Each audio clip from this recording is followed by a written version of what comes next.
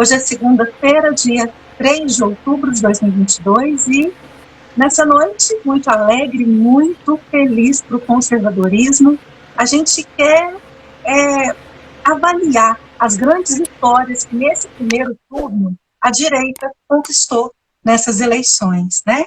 Nas eleições do domingo, o nosso espectro político, ele conquistou uma bancada histórica no Congresso Nacional.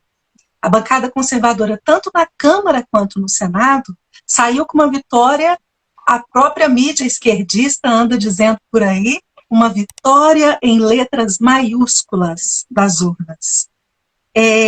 Olha, eu estou até arrepiando de alegria. Dos 27 senadores, 20 são apoiadores do presidente Bolsonaro ou têm simpatia por ele. O vice-presidente, Hamilton Mourão, está entre eles, e outros 5 ex-ministros do governo Bolsonaro vão compor a bancada a partir do ano que vem. Também na Câmara dos Deputados, das 513 cadeiras, o PL, que é o partido do presidente, conseguiu preencher 99 cadeiras. Então, nessa noite, a gente quer conversar mais detalhadamente sobre tudo isso por aqui, principalmente o que envolve as nossas Minas Gerais, né? E a gente conta aqui com os comentários e observações da Omara Paulinelli, o Rodrigo Balberto e o Túlio Vermelinger. Pronunciei certo, Túlio? Boa noite para você. Tá ótimo. Boa noite. Bem-vindo, obrigada, viu? Muito bem, eu agradeço pelo convite, viu? Espero poder ajudar um pouquinho aqui. E é uma noite muito feliz mesmo, né? Como você disse. Acho que muita gente está meio triste, que às vezes a gente esperou que viesse uma vitória, até uma vitória do primeiro turno do Bolsonaro, né? Mas eu acho que em questões na matéria legislativa, né? Tanto o Senado quanto os deputados federais, né? Foi uma vitória cachapante. Eu acho que eles nem o Bolsonaro esperava isso tudo, viu? E o fato de ter deixado a esquerda empolvorosa é um motivo de muita alegria. Boa noite, Rodrigo. Bem-vindo. Obrigada de novo. Boa noite, Gi. Boa noite, Omara. Boa noite, Túlio. Seja bem-vindo aí também. Uma Obrigado. Noite feliz. Uma noite feliz. Muito mais do que esperávamos, nos foi dado. E o sonho só foi adiado, né? Simples assim. Omara, boa noite. Bem-vinda. Boa noite, Gi. Boa noite, Rodrigo. Boa noite. O nome dele é qual mesmo? Esqueci. Túlio. Prazer, Túlio. Boa noite a todo mundo aí que está assistindo a live. E a gente está aqui, né? Ontem eu estava assim meio desesperada, né? Achando que a gente ia perder no primeiro turno, mas graças a Deus deu certo, né? E a gente começou aí uma página limpinha, em branco, para a gente poder trabalhar. E a gente também ficou muito feliz com o resultado, né, que a gente teve da direita no país todo, né? Então a gente está aqui para poder contar um pouquinho de tudo isso para vocês. Então vamos lá, vamos começar para valer, tá? Você que está aqui conosco, se já quiser ajudar aí compartilhando, né, para a gente levar calma, esperança e otimismo para os outros aí também, que possam estar com esse sentimento ainda, né, de ressaca, né? Vamos ajudar a espalhar, porque o cenário é bom, é positivo. Vamos começar, então. O governador Romeu Zema, do Novo, ele foi reeleito nesse domingo, dia 2 de outubro, em uma eleição resolvida para Minas Gerais em primeiro turno. O chefe do executivo teve a eleição confirmada matematicamente quando 92% das urnas já estavam apuradas. Mas ao final da apuração, com 100% das urnas, ele obteve 56,18% dos votos. Esse percentual representa, segundo o Tribunal Superior Eleitoral, a 6.094.136 votos. O Alexandre Calil, do PSD, ficou com 35,08%. O senador Carlos Viana, do PL, ficou no terceiro lugar na disputa com 7,23% dos votos. Os demais candidatos, né, Marcos Pestana, do PSDB, Lorena Figueiredo do PSOL, Cabo Tristão do PMB, Indira Xavier da UP e Renata Regina do PCB tiveram menos de 1% dos votos. Para o segundo turno da disputa, para a presidência da República, o governador Romeu Zema já deu sinais que, na verdade, ele deu certeza que não vai apoiar o PT de forma nenhuma. E deu sinais de que vai apoiar o presidente Bolsonaro. Ele deu uma declaração hoje, ao vivo, numa emissora aberta, o seguinte, entre aspas, eu já adiantei que apoiar o PT é impossível. Minas Gerais teve problemas seríssimos. Uberlândia teve, Pouso Alegre teve, e várias outras cidades que foram arrasadas por gestões desse partido. Nesse momento, nós estamos conversando com o presidente e com o PL. As conversas estão sendo muito boas. Talvez hoje, mais tarde, ou amanhã, seria terça-feira, né? Nós já venhamos a anunciar alguma questão, porque o PL aqui fez uma Assembleia Legislativa muito boa, novos deputados. Então, nós queremos deixar claro, as nossas propostas são essas, o PL está de acordo, vai caminhar conosco, eu vejo que tem tudo para dar certo e em breve isso será comunicado. Essa foi a declaração do Zema, fecha aspas, né? Então, Rodrigo, eu quero começar por você. Essa vitória do Zema, na verdade, já era muito esperada, a gente já esperava por ela, todo mundo esperava por ela, né?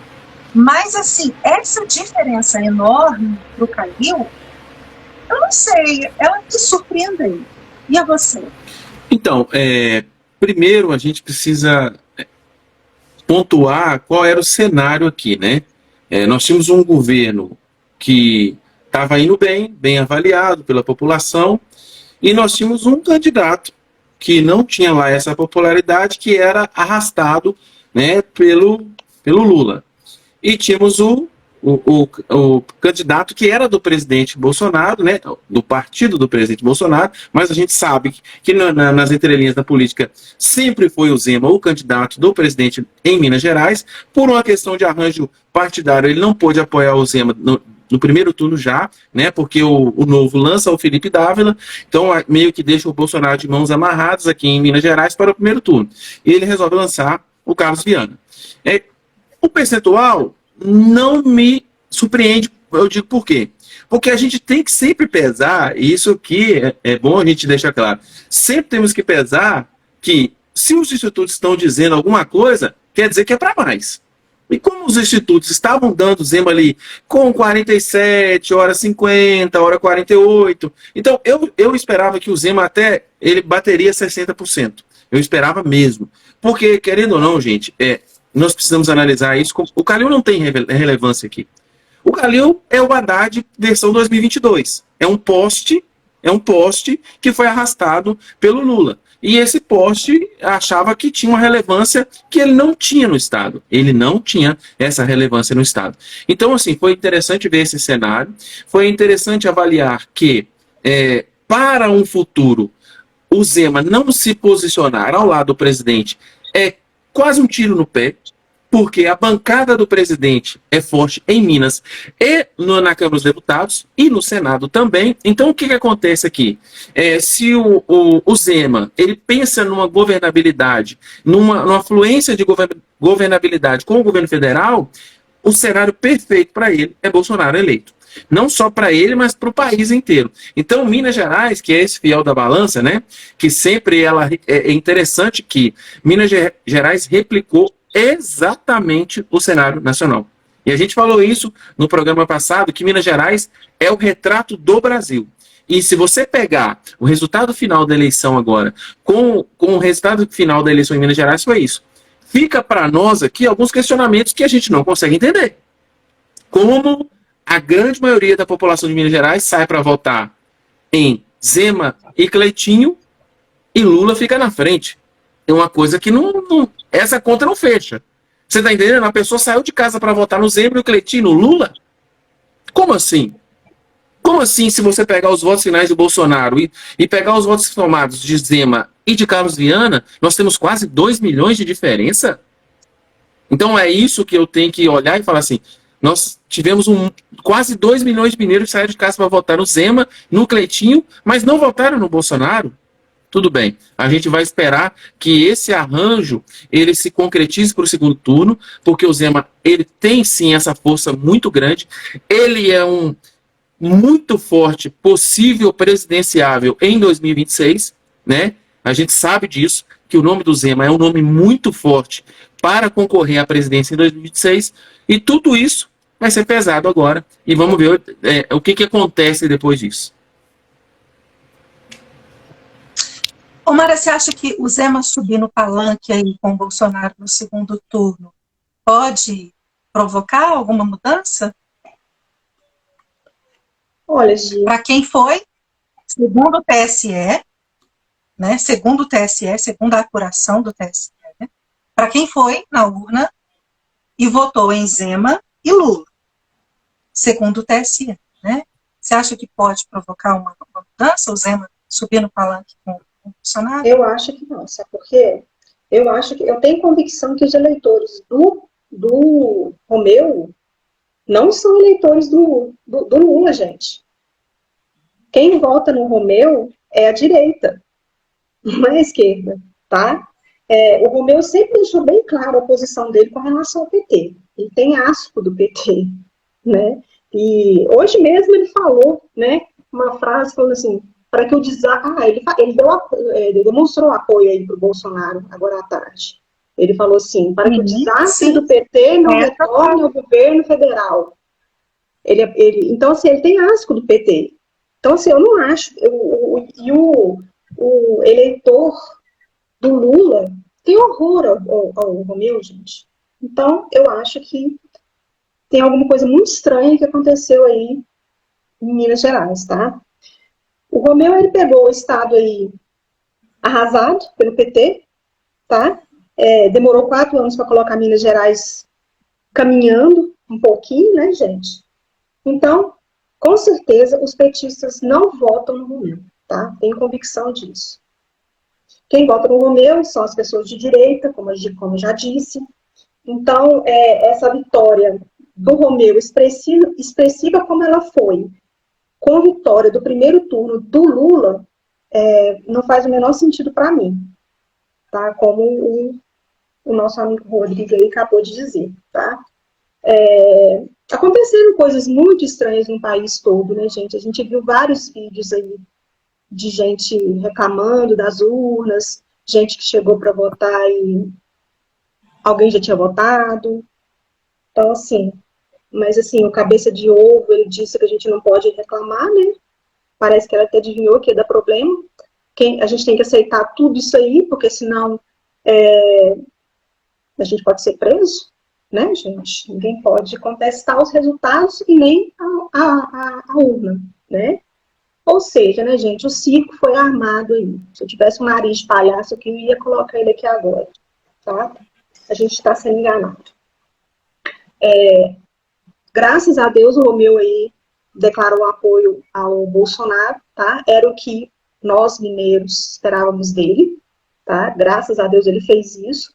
A gente não queria que ele ficasse em cima do muro, a gente não queria que ele obedecesse a partido, né, como aconteceu em outras vezes. Ele teve que acatar uma decisão do Novo nas eleições passadas, e que bom que ele teve coragem de declarar esse apoio ao Bolsonaro, tá? Que eu acho que o Romeu sabe muito bem o que está em jogo nessas eleições aí. Túlio, e para você viu lógica? Assim, o candidato apoiado pelo Nove Dedos tem uma inexpressividade em Minas, e o candidato apoiado pelo Bolsonaro ganha em Minas, o contrário do cenário nacional. Você viu lógica nisso? Eu acho que assim, como o Rodrigo falou que Minas expressa bem como o Brasil inteiro vota, né? O pessoal fica sempre falando, né, que o Brasil tem a maior população de japoneses, maior população de africanos fora da África, que o Brasil seria uma mistura do mundo. E o pessoal fala que Minas é uma mistura do Brasil, né? É um resumo do Brasil, então, consequentemente, é um resumo do mundo, né? E é engraçado que sempre, não só isso que o Rodrigo falou, mas todas as eleições, desde a redemocratização, o resultado de Minas, quem ganhou em Minas para presidente, ganhou também na eleição geral. Entendeu? Todas as eleições, todas. Pessoal, é igual a Flórida nos Estados Unidos, né?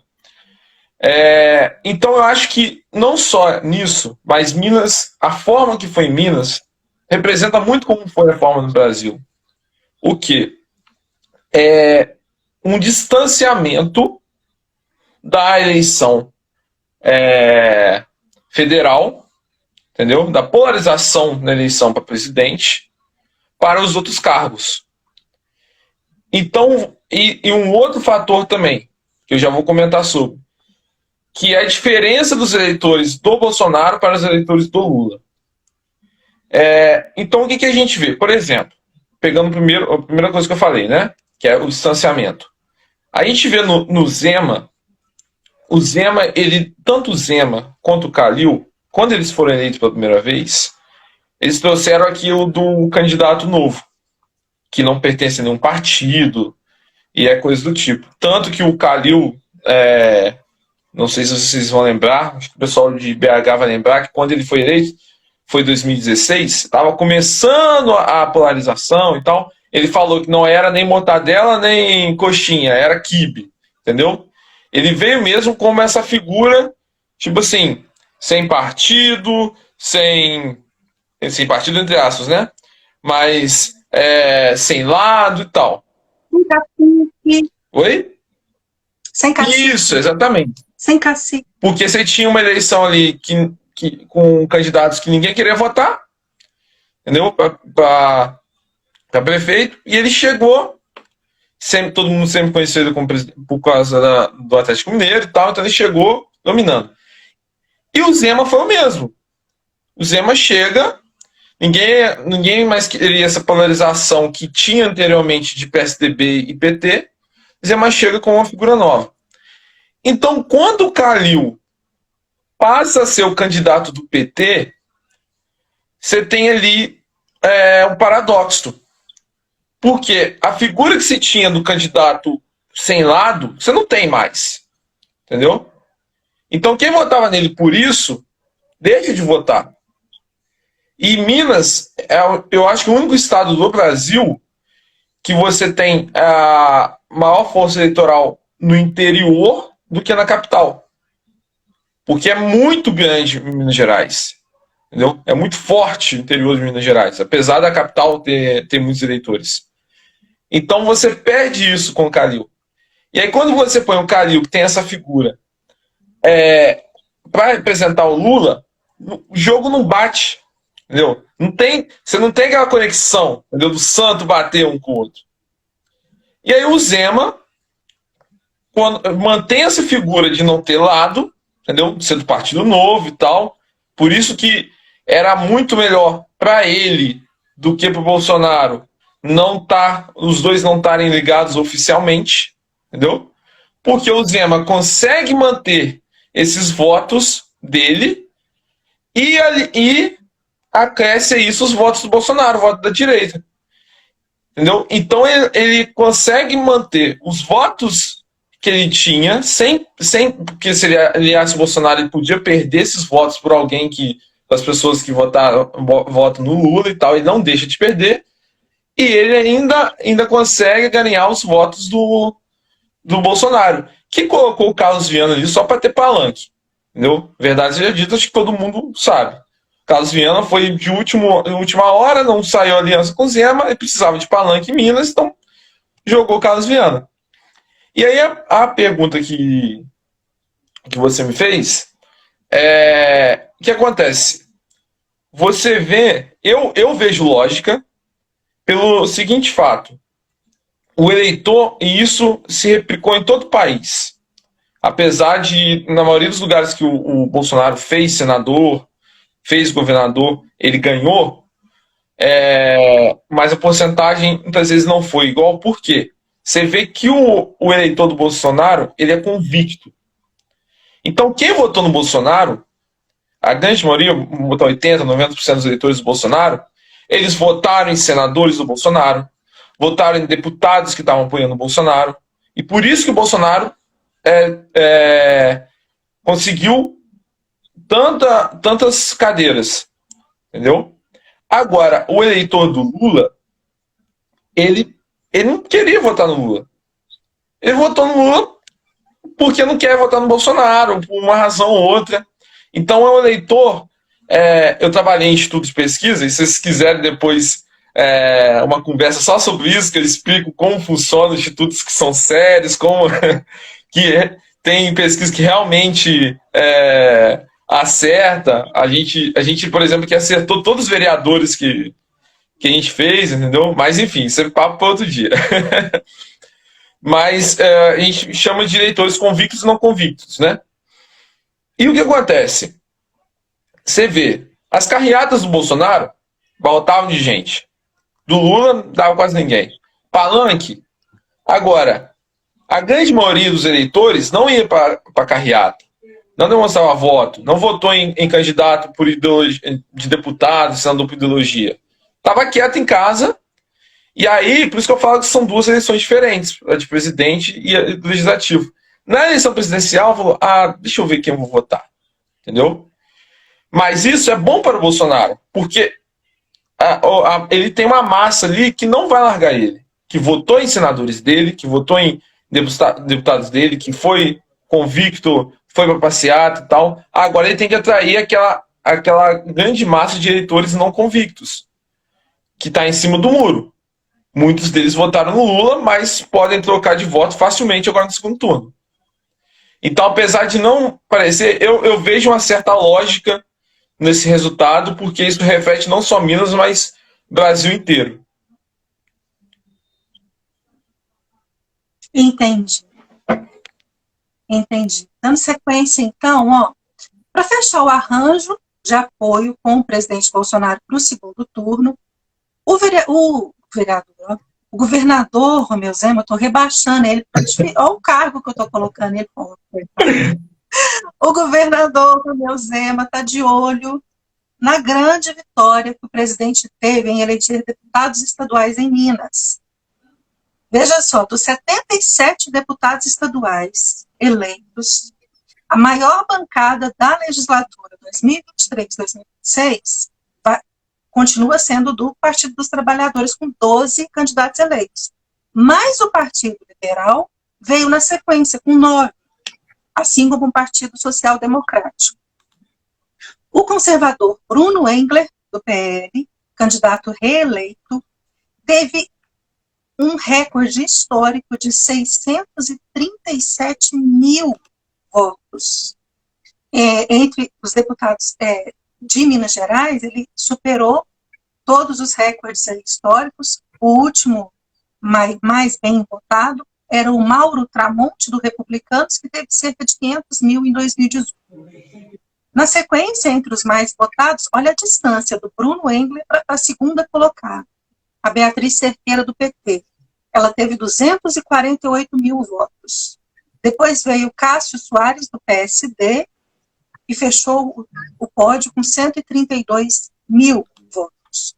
Aí, na sequência, veio Antônio Carlos Arantes, que também é do PL, esse Mauro Tramonte, que teve lá 500 mil votos, agora veio com menos de 100 mil, e aí fechou o top 5 dos mais bem votados. A legenda do Romeu Zema, o novo, conseguiu eleger 2 deputados, e vai manter o mesmo número que está agora na Assembleia, né, de 2 deputados. Só que os 2 que foram eleitos são novatos. Um chama Doutor Maurício e o outro chama Zé Laviola. O PSB, PROS, PSDB, Podemos, PCdoB, PSOL e Democratas fizeram somente um candidato cada um. Já o PP, PV, Republicano, Cidadania, Avante, PMN, PSC, União Brasil, Patriota, PDT, MDB e Rede variaram entre 6 a 2 candidatos eleitos cada um dos partidos. Rodrigo, como é que você avaliou essa composição da Assembleia? Porque na última, agora, né, essa legislatura que está encerrando agora, estava bem vermelhinha, né? Parece que ela deu uma recuada no vermelho. E não, exatamente, porque é aquilo que nós podemos observar, e essa onda conservadora, e Gente, é só vocês darem uma passada na grande mídia hoje, tá?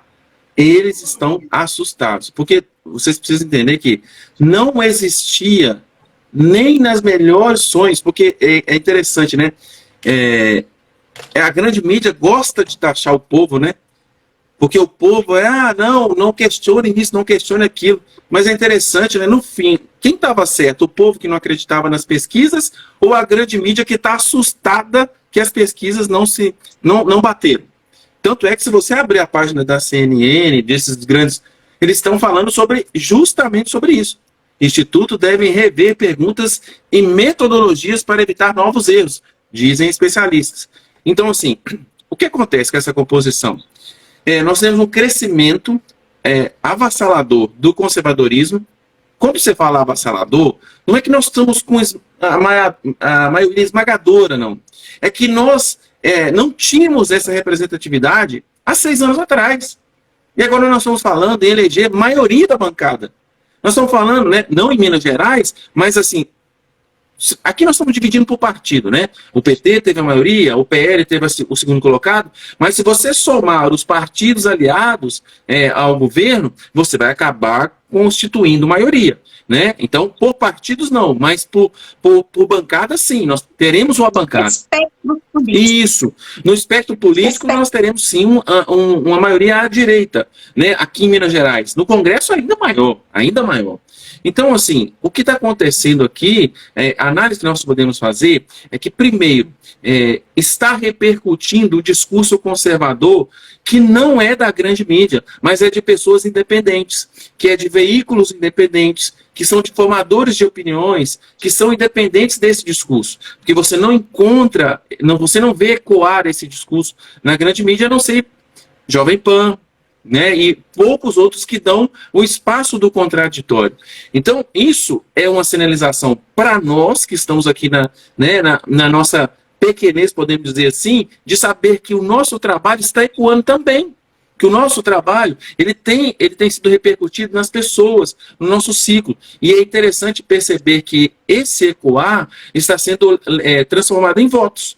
Então, essa representatividade, essa composição é simplesmente o despertar de um sentimento que continua crescendo, que ganhou muito mais força que em 2018, que foi uma faísca em 2014, veio uma avalanche, mas uma avalanche não de uma representatividade consciente, mas uma avalanche, uma onda anti-PT, e nem tão conservadora assim. Então, nós vimos em 2018, qualquer um que levantava o dedo e falava assim, eu sou anti-PT, vão votar nele. Então, isso não aconteceu agora.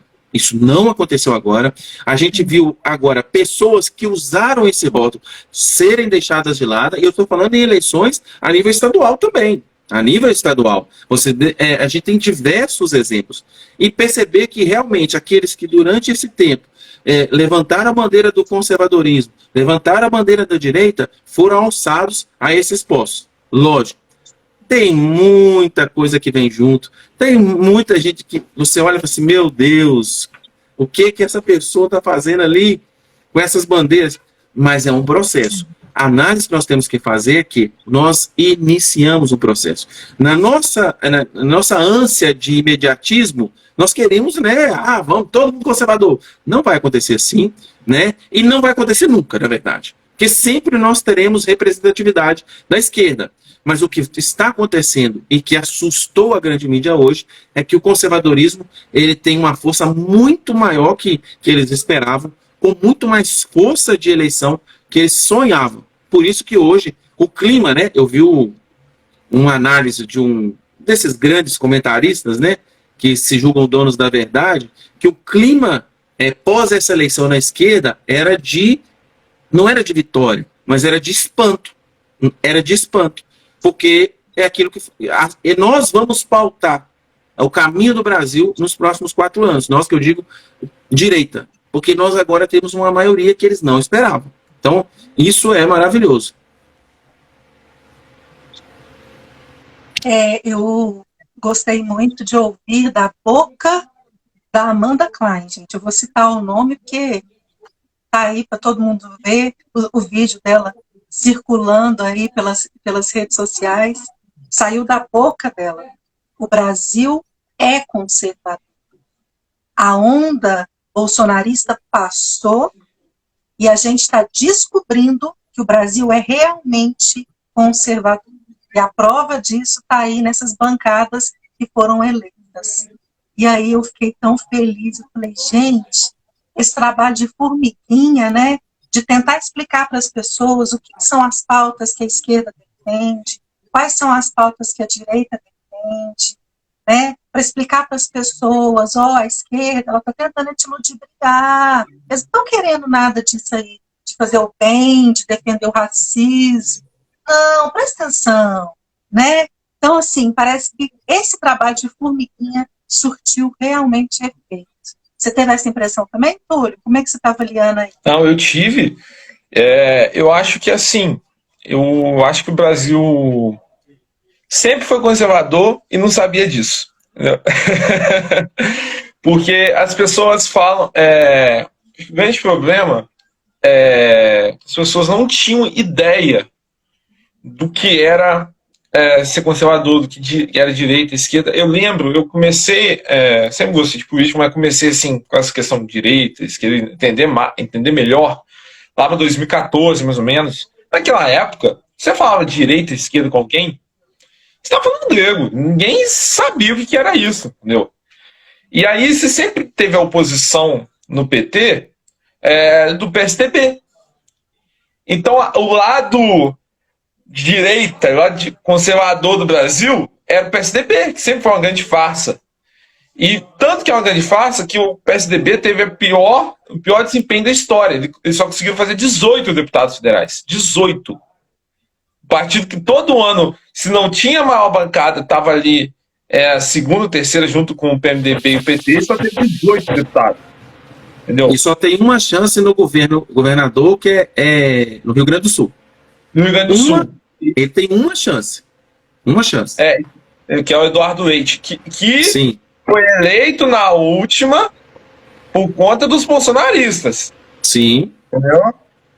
E aí ele saiu do governo, tá voltando como candidato, enfim. E eu tenho, na minha opinião, ele perde também pro candidato do Bolsonaro lá. Mas então, a gente tá. Hoje as pessoas sabem dizer o que elas são, entendeu? Então elas conseguem enxergar candidatos que representam o que elas pensam. Porque antes não adiantava nada vir um candidato falar, eu sou conservador, eu sou de direita, porque as pessoas não estão nem aí, entendeu? Por isso que a gente sempre, ideologicamente, né, quem conseguia fazer, quem conseguiria entrar no parlamento de forma ideológica era sempre a esquerda. Porque os esquerdistas sempre souberam que eram de esquerda. Entendeu? Então você tinha o PT, você tinha o PSOL, você tinha o PSB. Então as pessoas conseguiam olhar ali e falar, não, esse candidato de esquerda, eu sou de esquerda, eu vou votar nele. Você não tinha isso antes para a direita. E agora você tem isso, pode passar onda Bolsonaro, onda, o pessoal falava que era onda Olavo de Carvalho, o que for. Agora não muda mais. Agora fincou a direita, voltou, né? Fincou o pé, porque tentaram matar ela depois da redemocratização de 88, entendeu? Que, tipo, só era de direita quem era a favor do período militar e tal. Tentaram abafar e agora voltou com tudo. Não tem jeito, não tem como segurar. Você vê o Nicolas tendo 1.400.000 votos. Mas... Calma, a gente vai chegar lá, calma, a gente vai chegar lá. Vai lá, não, continua. Querendo roubar minha fala aí, né? Não, é porque o Nicolas a gente já vai chegar bom, lá, calma. Pode continuar. Omar, o Robson Merola, a gente não conseguiu elegê-lo, né? Mas o Bruno Engler teve uma expressiva votação, né? 637 mil votos. Isso dava para ele ter ido para a Câmara Federal, né? 637 mil Acho que nem votos. ele esperava isso. É muito, mais de 500 mil de votos. Aí depois vem Eduardo Caporeso, Cristiano Caporeso, e o Eduardo Azeredo ali, do irmão do Cleitinho também. Nossa, o Caporeso eu fiquei muito feliz. Assim, eu queria que o Merola também tivesse conseguido. Falei com o Caporeso hoje. Mas assim, são alguns nomes aí. Pois é, são alguns nomes aí que a gente torceu, que a gente fez torcida, que a gente falou aqui, que a gente trouxe como opção para as pessoas que estavam indecisas. Pois é. Né? Então, a gente vai ter na Assembleia de Minas uma excelente bancada para defender nossos valores, né? Pois é, Gi, a gente torceu tanto para o Merola, né, para o Luiz Carlos também, a gente torceu bastante. São pessoas aí que estão lutando aí desde a pandemia. O Merola nunca foi político na vida, né? Resolveu aí dar a cara a tapa, entrar para a política para poder, por indignação mesmo, né? Então, foi uma pena mesmo.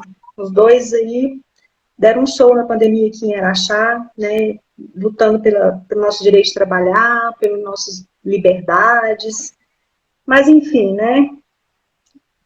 Paciência, né? As pessoas às vezes não pensam para votar, né, gente? Porque a gente viu aí pessoas votando no Bolsonaro aqui em Araxá e votando na esquerda junto, para a federal. Então, assim, a pessoa vota no Bolsonaro e vai lá e vota no candidato da esquerda para ser oposição ao presidente que ela escolheu.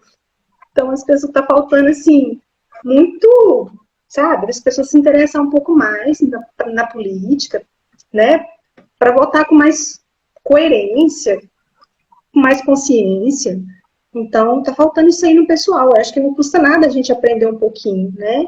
E todo mundo pode aprender. Eu tô aqui aprendendo, nunca imaginei na minha vida, tá? E falando aqui rapidinho, a gente está falando aqui do Merola, que é uma excelente opção, né, que a gente tinha. E eu vi, tristemente, assim, graças a Deus não foi eleito, mas assim, é para federal, aquele cara que a gente comentou aqui semana passada, do jingle da maconha, ter mais de 30 mil votos para deputado federal.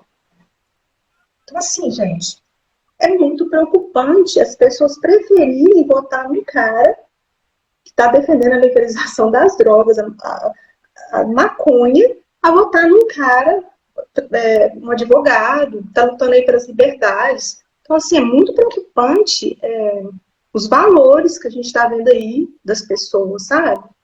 Eu fiquei muito preocupada com esse Dário ter tido mais de 30 mil votos. Mas, assim, eu fiquei muito satisfeita com a vitória do Bruno, sabe?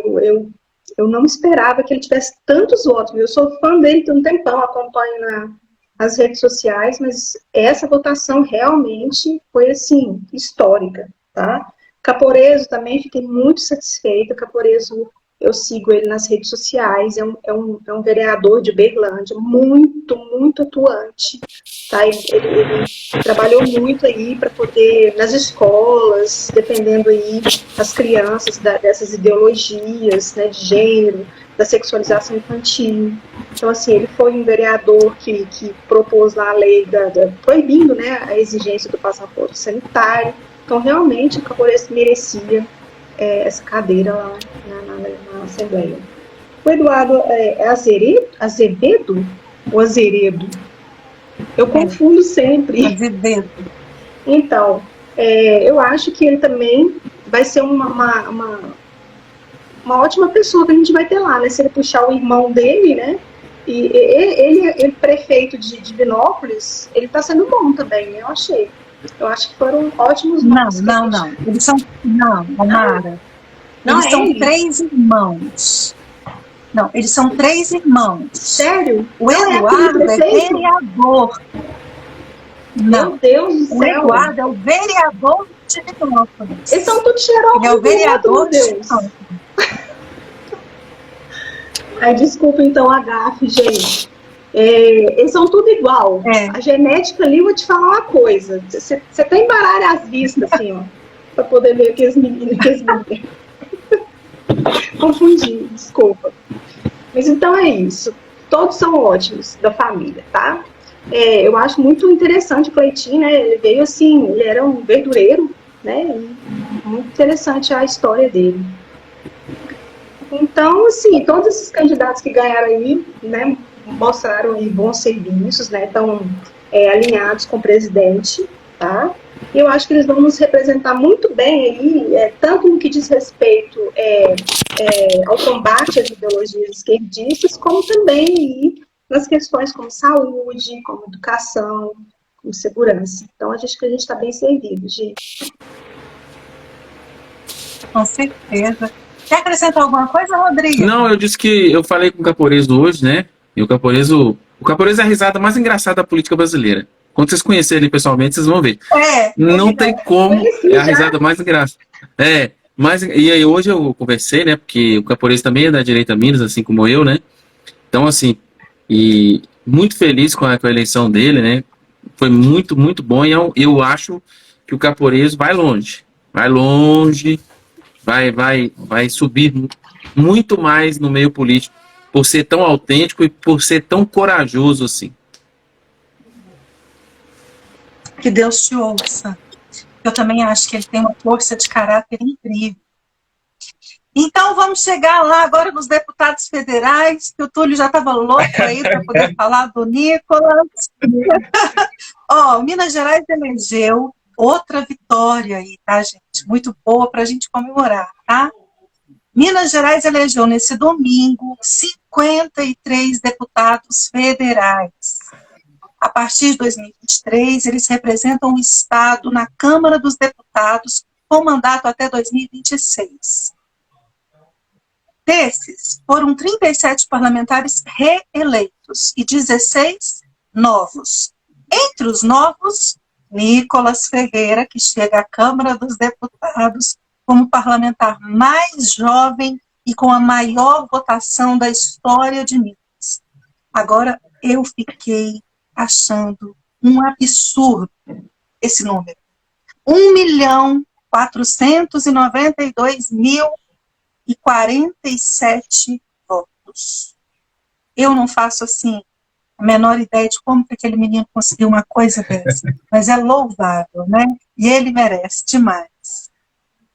O PL, que é o partido do presidente, o partido do Nicolas, impulsionado por essa votação histórica do Nicolas, elegeu 11 parlamentares. Já o Partido dos Trabalhadores veio em seguida com 10 políticos. O ex-ministro do Turismo do governo Bolsonaro, Marcelo Álvaro Antônio, ele foi beneficiado com a votação do Nicolas, tá? Ele foi o último dos puxados, né, naquela questão lá, coeficiente. Ele foi o último dos puxados pelo Nicolas, pelo vereador de Belo Horizonte. Então vai lá, Túlio, agora que você tá louco para falar do Nicolas. Vamos lá! Desculpa pelo spoiler. É impressionante mesmo o Nicolas. Eu lembro... Eu gosto muito de números, né? Então a gente sempre faz... Entre os amigos que a gente faz projeções, eu faço algumas contas e tal. E aí eu projetava que o Nicolas teria mais ou menos entre 600 mil votos. E aí quando chegou... Quando eu comecei a ver durante a campanha dele, ele nos locais, né, nas cidades que ele visitava, aquele mundo de gente com ele, eu falei, rapaz, eu acho que vai ter um pouquinho mais aí. Aí quando começou a apuração, eu fiz uma planilhazinha aqui para ir acompanhando, de acordo com quando soltava, né, a projeção de votos que o candidato poderia ter no final. Aí quando eu coloquei e bateu ali, aí na minha primeira projeção bateu 1.400.000, certinho. Aí eu falei assim, 1.400.000? Ah, vai diminuir isso aqui, não é possível. Aí quando ele começou a ter 1 milhão, eu falei, vai ser isso mesmo, tem jeito. Mas eu fiquei muito feliz, não só que o PL teve tantos deputados, né, que se você colocar para comparar, teve 99, né, no geral, enquanto 80, mas não são 80 do PT, são 80 da federação que o PT fez. com, se não me engano, com o PV e... Eu esqueci o outro partido. Rede. É o Rede, isso. Obrigado. Então, ele teve 19 deputados a mais, entendeu? E eu acho que, assim, diferentemente de 4 anos atrás, os deputados que se elegeram dessa vez são convictos com o Bolsonaro. Estão realmente juntos. Porque teve muito aquilo que vocês falaram, que, tipo assim, eu sou contra o PT, aí vote em mim, sou deputado do Bolsonaro, entendeu? Que aí depois de eleito, aconteceu o que aconteceu, que a gente viu. Dezenas de traições. E além disso, uma coisa que tem que se reparar também é os candidatos que são conservadores, que estão ao lado do Bolsonaro, de outros partidos. Porque você tem, por exemplo, no Progressistas, né, que é o PP, agora todo mundo mudou de nome, né? Mas o PP, 11, muitos candidatos, muitos, apoiam o Bolsonaro. Entendeu? Então ali, mais por questão de votos, né? Porque ia ter muita disputa no PL, ou porque já tinha uma influência no PP, entendeu? E você tem isso também no Progressistas, até no União Brasil e no PSD, que são partidos mais de centrão, você tem teve muitos deputados eleitos que estão a favor do Bolsonaro, entendeu? Então eu acho que se ele for eleito, se Deus quiser, vai ser muito mais fácil, vai ser uma governança muito mais tranquila dessa vez, entendeu? Porque você não vai ter... que hoje o centrão está muito mais conservador, muito mais direita do que somente assim, eu vou para onde for melhor para mim, entendeu? Então, eu acho que muito positivo, tanto em Minas quanto no Brasil inteiro. Omara, a bancada mineira no Congresso, o que você espera dela? Nicolas, né? Eu achei assim que seria 1 milhão de votos. Eu achei que seria 1 milhão de votos para o Nicolas. Mas na hora que eu vi que foi 1,5 milhão, realmente eu fiquei surpreendida com a quantidade de votos que esse menino teve. Fiquei assim, impressionada. Eu já estava achando bom 1 milhão, né? Se fosse. 1,5 milhão, então, nossa senhora, gente. A gente esperava uma votação expressiva dele, mas não tanto, né? Eu fiquei chocada mesmo. Esse menino, gente, já tem 26 anos. É um menino que tem um futuro aí brilhante na política. Ele tem idade para ser meu filho, né? Porque minha filha é mais velha que ele. Nossa, eu no lugar da mãe desse menino, eu estaria muito orgulhosa, gente. Nossa, estaria muito orgulhosa. E ele, gente, sendo jovem, né, cristão, de direita, eu acho que isso é muito bom, sabe? Para os nossos jovens, essa representatividade dele, representando os jovens na política, de direita, porque a gente vê tanto jovem hoje em dia de esquerda, né? Muitos, mas muitos mesmo, jovens de esquerda, que acreditam, né, nessas historinhas fofas que a esquerda conta, que acredita que só a esquerda defende as minorias, que só a esquerda é boazinha, que só a esquerda defende negros, mulheres. Então, e a esquerda realmente faz o jovem acreditar nisso, entende? Assim, eu falo de carteirinha mesmo aqui em casa, né? A esquerda faz os jovens acreditarem que só ela é boa. Então é muito triste isso, viu, gente? E a pessoa que não está muito atenta, ela cai nessas histórias, né? E os jovens é uma presa muito fácil para a esquerda, sabe? Então eu acho muito bom o Nicolas ter entrado para a política e estar aí representando os jovens, tá? E eu achei interessante agora que o Nicolas, ele vai tomar conta da campanha do Bolsonaro, né? Acabei de ver agora mesmo na internet. Ele vai aí compor o time de peso aí para poder ajudar na reeleição do presidente. Eu achei o máximo. Então é isso, eu tenho elogios para esse menino, sou fã de carteirinha dele, e eu tenho certeza que ele vai muito longe na política. Estou muito feliz com o resultado que a gente teve da direita no país, gente. Muito feliz. E a gente vai ficar feliz ainda. No dia 30 vai ficar mais feliz ainda, tá? Com certeza, com certeza. Rodrigo, o que você achou aí dessa composição da Câmara? O que você acha que a gente pode esperar de avanço assim, para as nossas pautas de direita no Congresso? Então, é fundamental Minas Gerais ter essa votação expressiva e ter representatividade tão forte no Congresso, porque é justamente esse trabalho que a gente precisa ver dos deputados, né, de Minas Gerais, no caso aqui, os que foram eleitos à direita, porque uma boa atuação desses deputados lá vai quebrando cada vez mais todo esse paradigma aqui do esquerdismo que ainda resiste em Minas Gerais, né? Então, assim, eu acho fundamental perceber que reinou nesta votação a questão da representatividade. Porque, você veja bem, Nicolas, né? É assustador. Assim, a palavra para definir é assustador. Eu estava pegando os números do Nicolas na minha cidade, Ipatinga. O Nicolas, ele teve quase 20% de todos os votos a deputado federal na minha cidade. Ele teve quase 20%. Para vocês terem uma ideia, o Nicolas, ele teve na minha cidade quase 23 mil votos. Quase 23 mil votos aqui em Ipatinga. Olha o nível de comparação. O Calil teve na minha cidade 31 mil votos. O Nicolas ficou aproximadamente 8 mil votos do Calil na minha cidade. Né?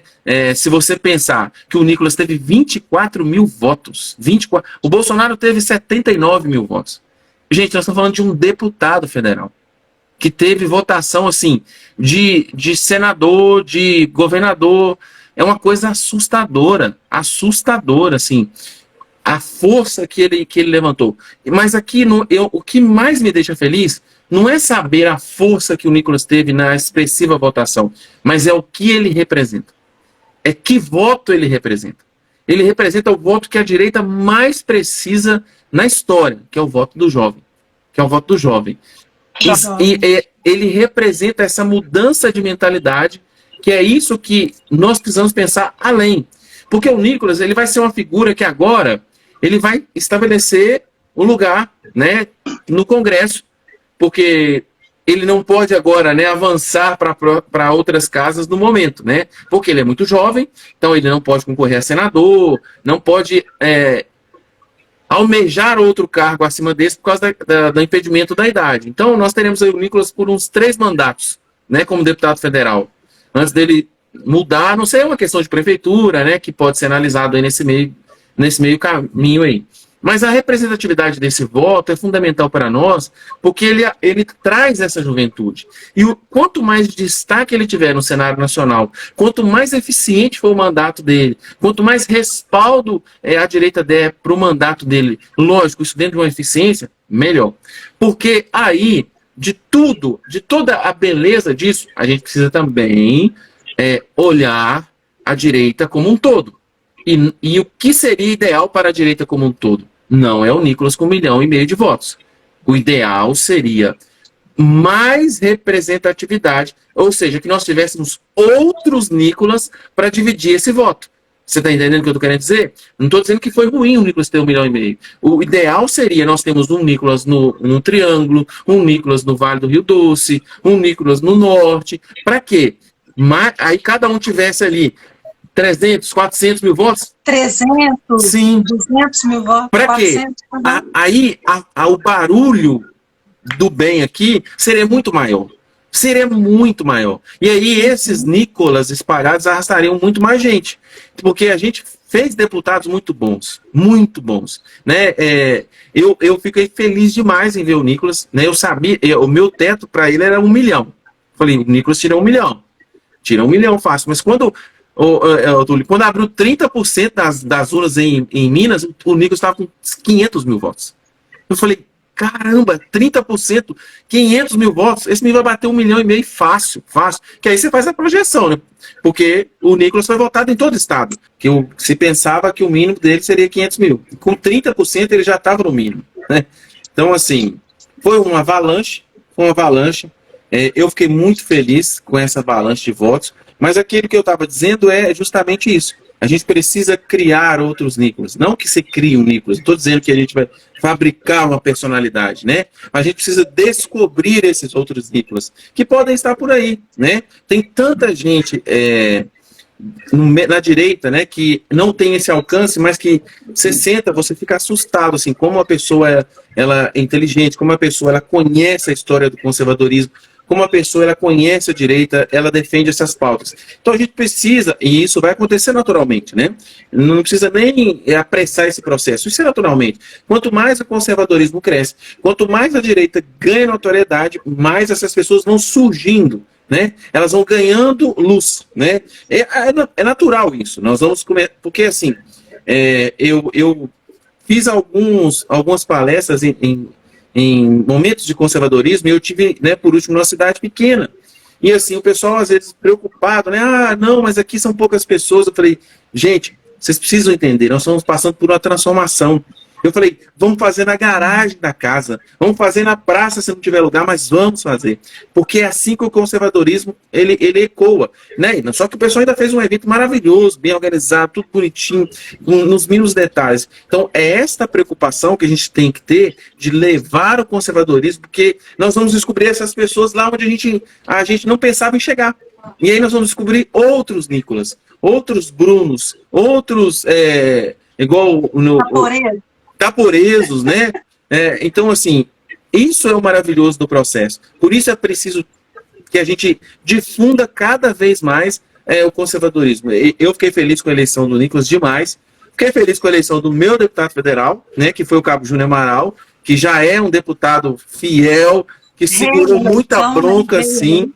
Muita bronca mesmo não do presidente, mas que narrativas que levantavam contra o presidente, né? E ele foi perseguido, teve a sua família perseguida nesse processo eleitoral, mas que se manteve firme, se manteve fiel às pautas. Então, feliz demais, já mandei a mensagem para os dois e o Nicolas, eu espero que ele reacenda essa chama da direita entre os jovens. Ele é esse que vai à frente mesmo da juventude, e agora, que era em nível estadual, agora se torna em nível nacional. Se Deus quiser, né? Agora vamos para o Cleitinho. Minas também elegeu o Cleitinho, aliado do presidente Bolsonaro, para o Senado. O candidato do PSC foi eleito senador com 4.237.015 votos, o que dá 41,62% dos votos para senador.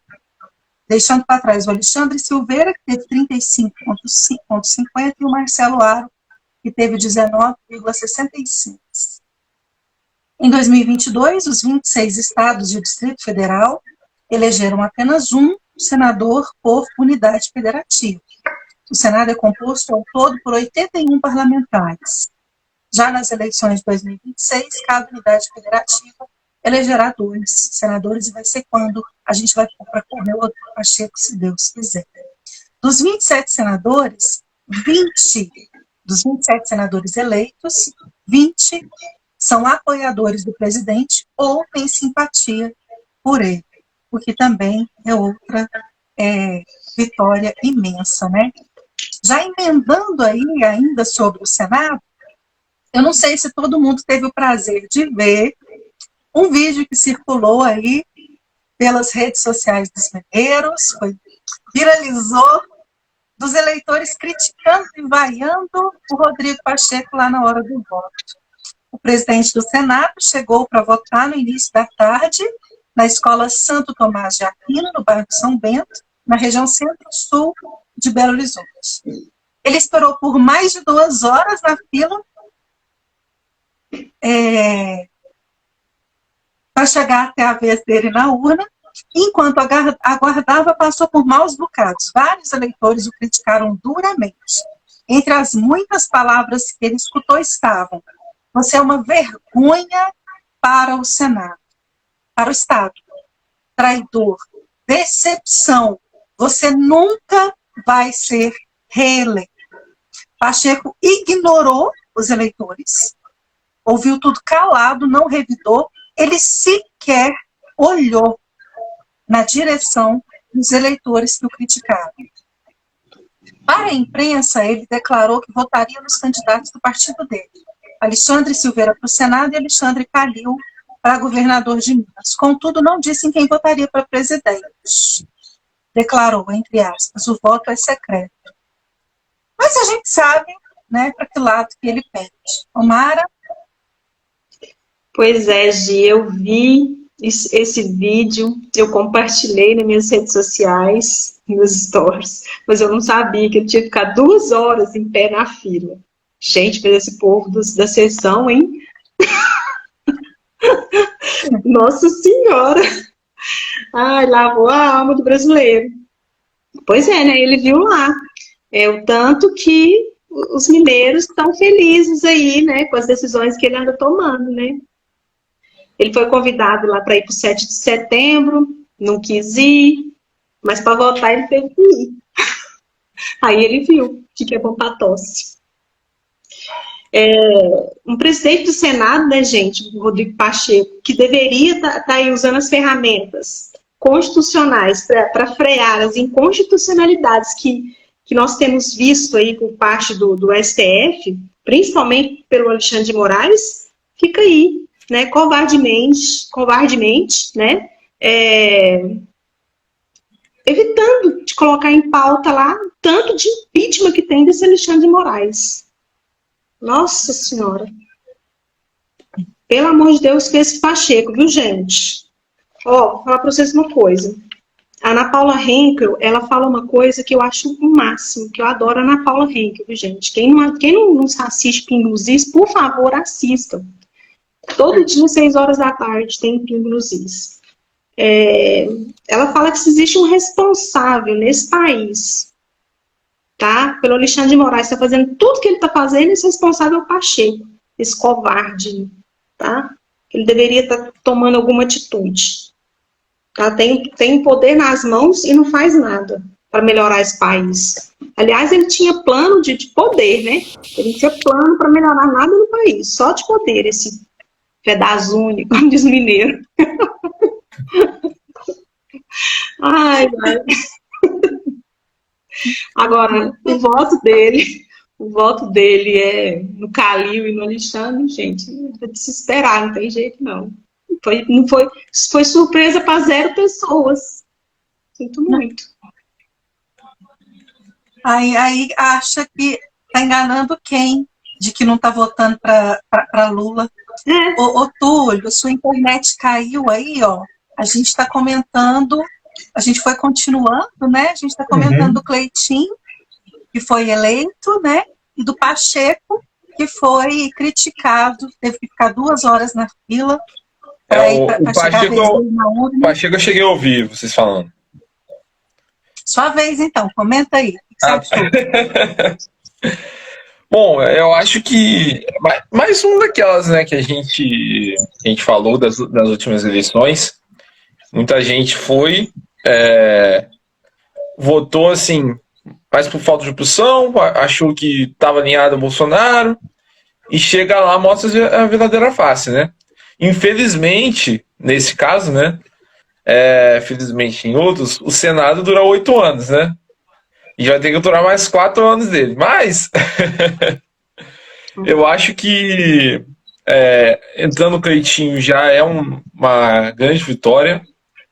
E o Senado, que sempre foi uma preocupação, né? O Bolsonaro acho que foi uma estratégia inteligente desse ano, que ele colocou ministros dele para serem candidatos, os ministros mais conhecidos, né? E eu acho que vai melhorar muito, apesar do Rodrigo Pacheco, né?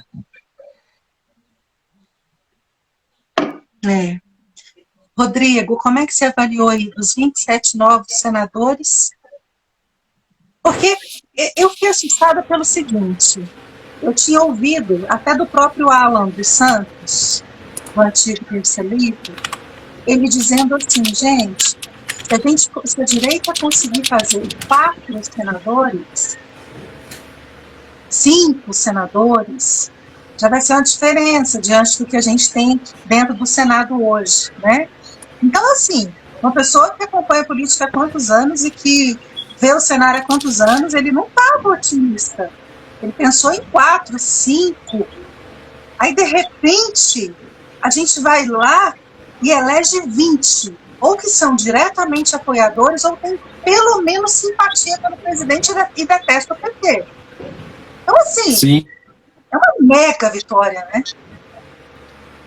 Uma mega vitória, porque assim, a gente agora tem que olhar para esse cenário com que análise? Primeiro, não é que nós elegemos senadores apoiados ao Bolsonaro, mas que tipo de senadores nós elegemos? Senadores que têm o perfil claro de liderança e de coragem.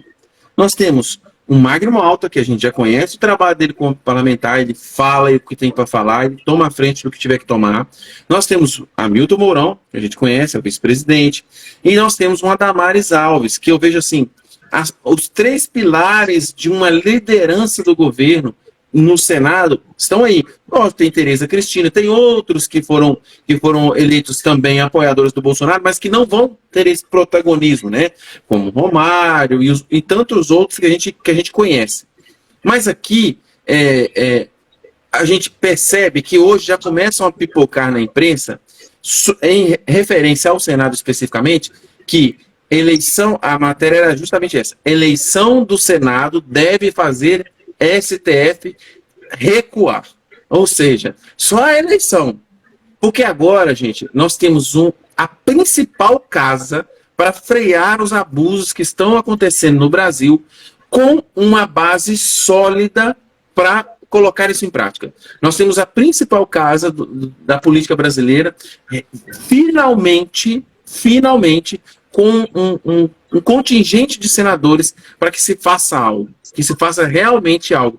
E outra coisa, não é só que se faça algo, é que se isso que for feito tiver um apoio popular, tiver um clamor popular, os outros 2/3 que já estão lá com o mandato, final de mandato, na segunda metade, agora os próximos 4 anos, já sabem, ou eu embarco nessa, ou daqui a 4 anos, adeus Senado, adeus meu mandato.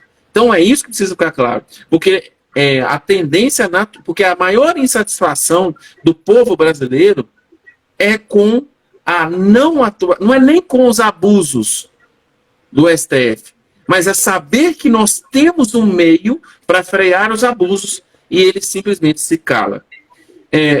Eu olhei a imagem do Pacheco parado, igual uma estátua de cera, naquela escola, enquanto o povo falava.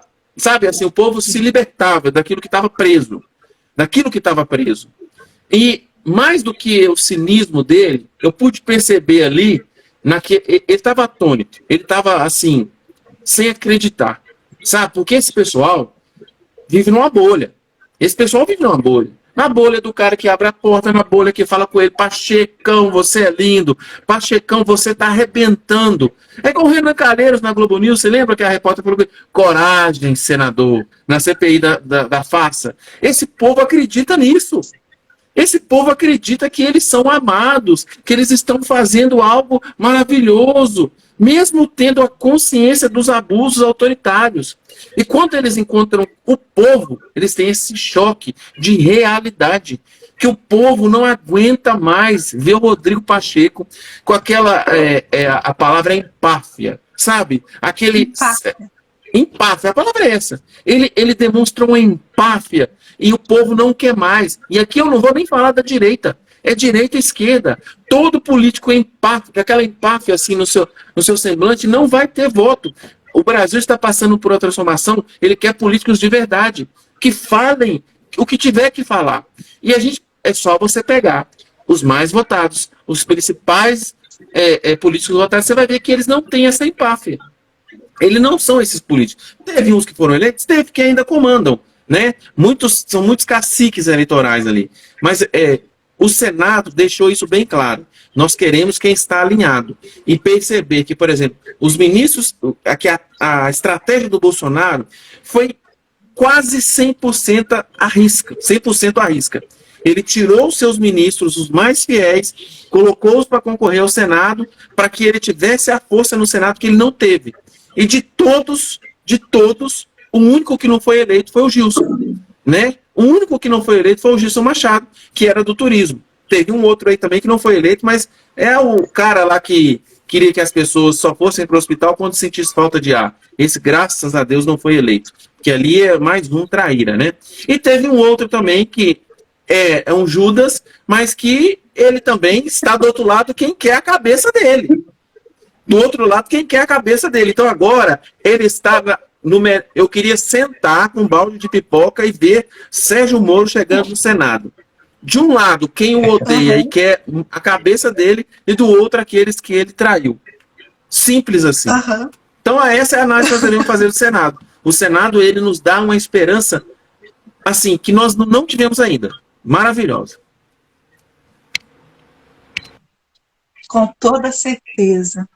Olha, gente, então, tá aí, né, todos os motivos que a direita em Minas, a gente tentou trazer para você aí, o máximo de motivos para você ver que a gente, de forma nenhuma, saiu perdedor ou com motivo para desistir ou para se sentir deprimido nesse primeiro turno, não.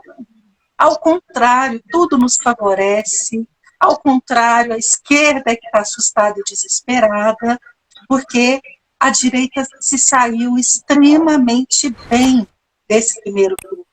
E, se Deus quiser, a gente tem tudo para conseguir também, nesse segundo turno, enterrar o Lula, porque o Brasil não merece ter um ex-presidiário no comando da presidência. O brasileiro não merece passar por isso de novo, o Brasil não merece.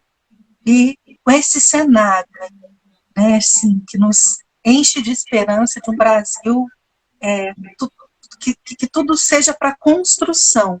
Chega de destruir o Brasil, com tanta pauta que só desconstrói, só nos destrói, só nos leva para baixo como ser humano e como civilização.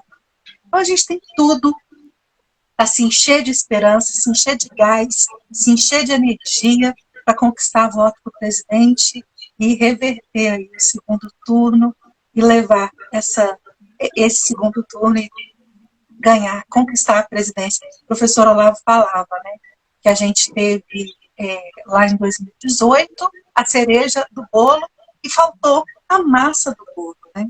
Esse ano a gente fez direitinho. A gente compôs toda a massa do bolo, né? E agora, no segundo turno, nós vamos conquistar a cereja. Né, Rodrigo?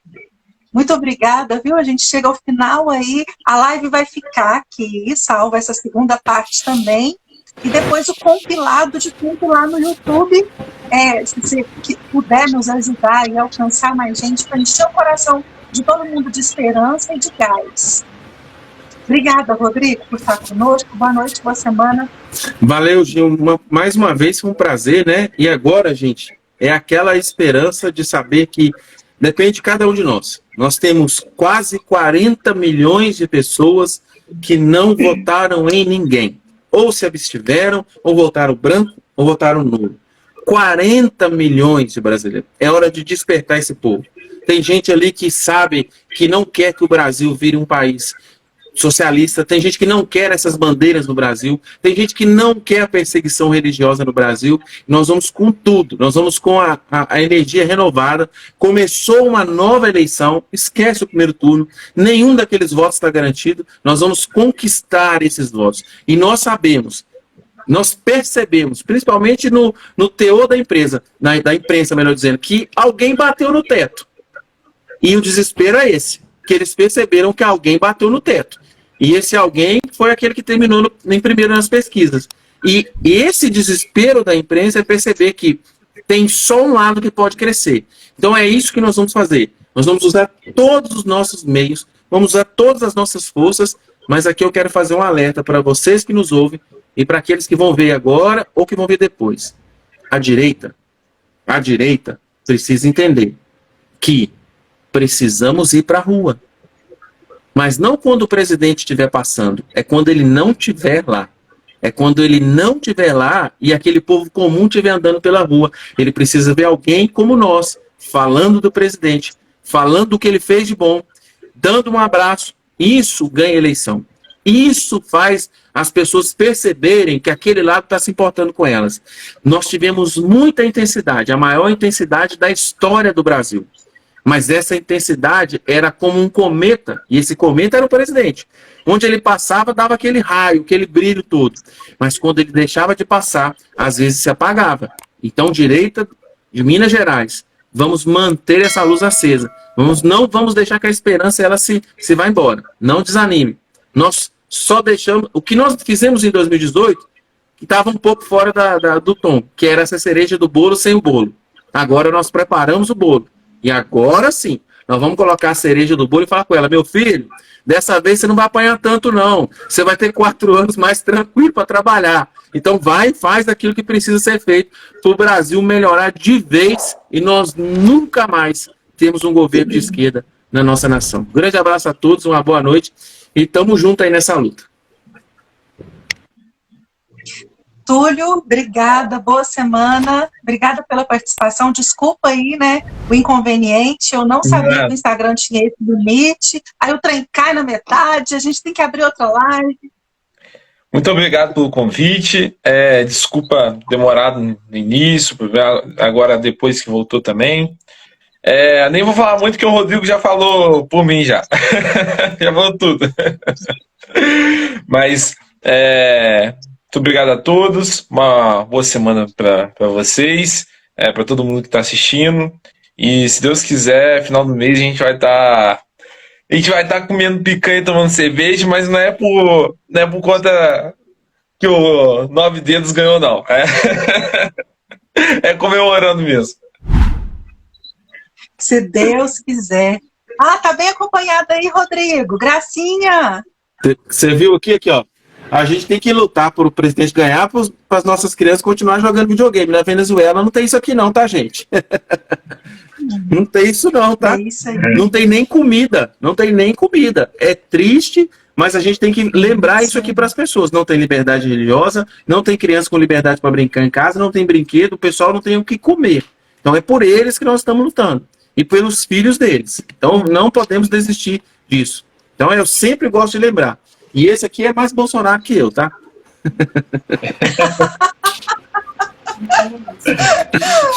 Mara, boa Aí a esposa já falou ali na porta que mentira, ninguém é mais que eu aqui nessa casa. A esposa já falou. Aí, tá vendo? Uai, tá disputando quem é mais Bolsonaro. A base vem forte.